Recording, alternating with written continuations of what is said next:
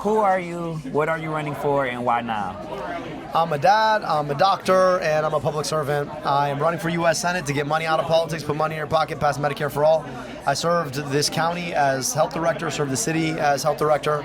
In our work, we did things like guarantee glasses for kids, take on corporate polluters, get lead out of schools after Flint, put Narcan in 100 different locations, eliminate medical debt, provide free health insurance. Like, that's kind of the work I'm about. And I'm running because I think for too long our politicians have been bought off. Yeah. And I've never taken a dime of corporate money to run a campaign. I never have, and I never will. And it's a reason that I can talk about abolishing ICE, right, without twitching a little bit. Yeah. Talk about Medicare for all without twitching a little bit. Yeah. Not afraid to call out corporations and their impact, whether it's big tech and the way that they've created an internet that kind of sucks, or it's the fossil fuel industry that's making it harder for us to breathe. Yeah, I love that. Especially like with the moment that we're in now, people need a fighter, and especially for people who don't know how to fight for themselves.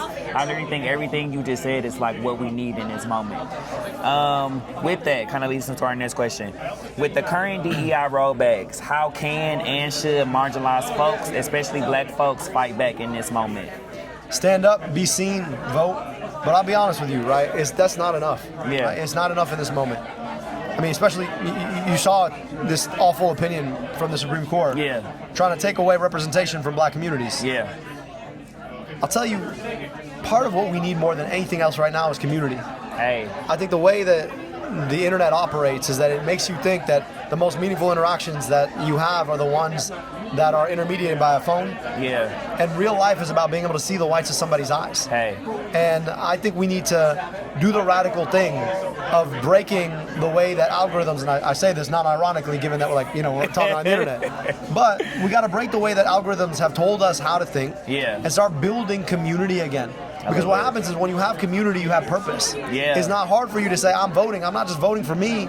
I'm voting for them and them and them and them because these are my community. Yeah. And so I just think that right now, voting is one part of it, but it's the community underneath that reminds you what you vote for, what you show up for, what we fight for, that they've succeeded to try and rip us apart from. And I think we've got to resist that in a lot of ways. Yeah, no, I think you're spot on. Something that I've been like trying to tell people and like get them to really understand is that like if we all come together, like we'll be just that much more powerful. That's right. And like something that I've always been saying is like we all belong to each other. Yes. But like we've been raised in a word that tells us don't worry about the people next to you, but we need the people next to us. Or the lie that somehow because someone else got is the reason you ain't got. Yeah. And it turns out that the things that we need and deserve are the things we fight for together. Yeah. You know what I mean? And like I say this, recognizing that right now there are a few people who got way too much. For sure. And have taken what they have and flipped our whole economy and our whole politics upside down. Yeah. Right? But the thing about it is they've been able to tell a lie to all the rest of us by saying, well, if you get health care, somebody else gotta not have health care. Yeah. Or if you want a job, somebody else can't have a job. This is actually just completely a lie. Yeah. The best way for us to all get health care is for us all to get health care. Hey. Best way for us to all have a job is to have solidarity in that job through a union. Yeah. And so they're breaking us apart to tell us what we can't have and shouldn't fight for. Yeah. And we gotta do the radical work of actually coming together to fight for those things because we deserve them. Yeah, for real. There's this quote from Martin Luther King that I think is like one of my favorite quotes is injustice anywhere is a threat to justice everywhere. That's right. And like I've been trying to get people to like understand, even if it's not you, it will be you one day. It's gonna be you. He also said something I think is deep and we all gotta think about.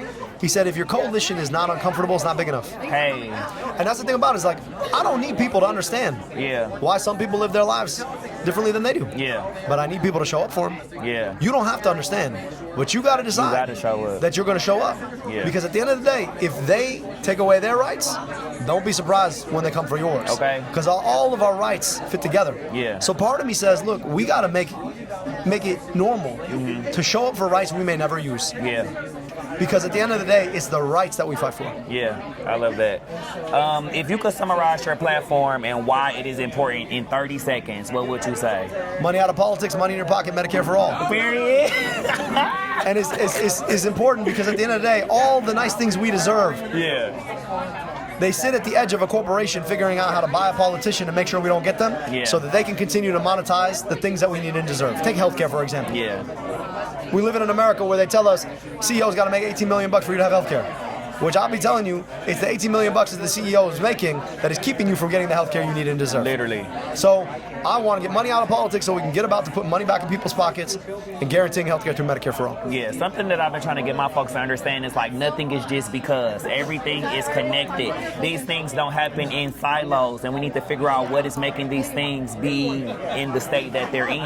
There's always a plan. Yeah, always. But you're either the object or the subject. Literally. So I think it's about time for all of us to be the subject of the plan. We get to draw the plan for as it works for us rather than be the object of the plan whose pockets are getting picked by somebody who already has more money than they know what to do with. Yeah. Okay, last question. What's your favorite song and what does that tell us about you? Favorite song, so my walkout song, song that like has always touched my soul is Changes by Tupac. Ah. And it's just an honest interrogation of the experience of being poor and black. Yeah. And I think we all would do well to reflect on the conversation he's having with society in that song. Yeah. And I'm trying to have that same conversation now. I was blessed in my life. You know, I'm a son of immigrants raised by my dad and my stepmom, Jackie. But here's the thing about it. I could go 15 hours to my family's native Egypt or 15 minutes from where I grew up. Mm-hmm. And either way, I travel a 10-year difference in life expectancy. Mm. And the question for me was always, what do you do with the privilege you have? Yeah. Because the thing about it for me is that I had a front row seat to what my life should have been. Yeah. Driving a cab in Egypt, that's not my life. So I'm playing with house money. Yeah. So the question for me is, all right, put it all back on the table if you can fight for opportunity for people who don't have it. Yeah. Well, I love that. Well, Abdul, thank you so much. Appreciate nice you. meeting you. Great Thank job. You. I love everything. Next time you go thrifting, about. let me know, huh? I got you. Thank you. I appreciate it.